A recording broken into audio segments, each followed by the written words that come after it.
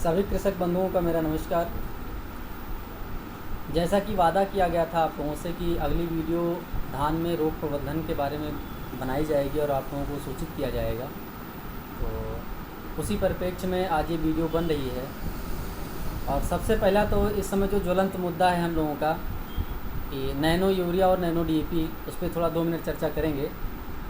देखिए, ये आपका नैनो नाइट्रोजन है, नैनो यूरिया, जो बिक्री के लिए इफ़को केंद्र पे आ चुका है और नानपारा ही नहीं परंतु बहराइच के समस्त केंद्रों पे आ चुका है। इफ़को के जितने भी केंद्र हैं बहराइच में, सभी केंद्रों पे नैनो यूरिया आ चुकी है। जो भी किसान इसको लेना चाह रहे हैं वो सब अपने अपने आसपास के इफ़को केंद्र पे जा कर के ख़रीद सकते हैं। इसकी कीमत मात्र 240 रुपये है और इसके प्रयोग करने की जो विधि है वो 4 ml पर लीटर पानी के हिसाब से प्रयोग करना है। और ये है नैनो डीएपी, जिसका अभी प्रयोग चल रहा है। आने वाले समय में आप लोगों को देखने को मिलेगा। इसका भी रिज़ल्ट बहुत बेहतरीन आया है, इसके बारे में भी एक वीडियो अलग से डाली जाएगी। अब हम बात करते हैं धान में वर्तमान समय में लगने वाले रोगों के बारे में, कीटों के बारे में। सर्वप्रथम क्या है कि इस समय बाली बन रही है धान में, तो बाली बनते समय रस चूसक कीटों का बहुत ज़्यादा प्रकोप रहता है। तो उसके लिए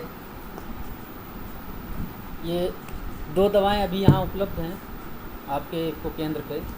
पहला तो तायो, जिसमें थायजाम होता है, 25% है इसमें, 1 एकड़ के लिए पर्याप्त है। ये रस चूसक कीटों को मारता है और उसके साथ साथ पीजीआर का भी काम करता है। पीजीआर यानी प्लांट ग्रोथ रेगुलेटर का भी काम करता है। दूसरा आपका है इमिडाक्लोप्रिड, 17.8% में। ये भी आपका जितने भी प्रकार के रस चूसक कीट हैं उनको मारता है। बालियों में ज़्यादातर लोगों में एक समस्या रहती है कि हमारे धान में अभी हमने रस चूसक कीटों का कीटनाशक दवाओं का भी प्रयोग कर लिया, उसके बाद भी हमारे में फरहा की दाना संख्या बहुत ज़्यादा हुई। फरहा यानी कि जिस बाली में बाली आई, उसका सांचा बना लेकिन उसमें दाने नहीं बने, उसको फरहा कहते हैं लोकल लैंग्वेज में यहाँ पे। तो उसकी संख्या ज़्यादा है। आए दिन के किसानों की शिकायत रहती है कि हमारे में जो है भरे दाने कम होते हैं और उसमें खाली दाने ज़्यादा निकलते हैं। तो उसके लिए हम किसानों को सलाह देंगे कि किसानों को सलाह देंगे कि इस समय 0050 का प्रयोग करें। जैसे ही 10% बाली निकलने वाली हो, आपके गलुआ में बाली हो, उसी समय 0050 का प्रयोग करें। 0050 में होता क्या है, इसमें 50% पोटास होता है और 17.5% सल्फ़र होता है। पोटास का काम क्या होता है कि दानों में जो है चमक बढ़ाता है।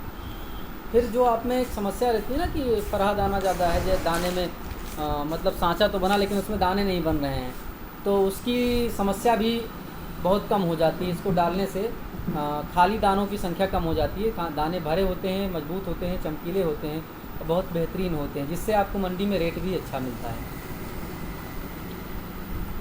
आप चाहें तो 0050 प्रयोग कर सकते हैं या फिर इसकी जगह पे 13045 भी प्रयोग कर सकते हैं। इसमें 13% नाइट्रोजन होता है और 45% पोटास होता है। इन दोनों में थोड़ा सा रेट का डिफरेंस है।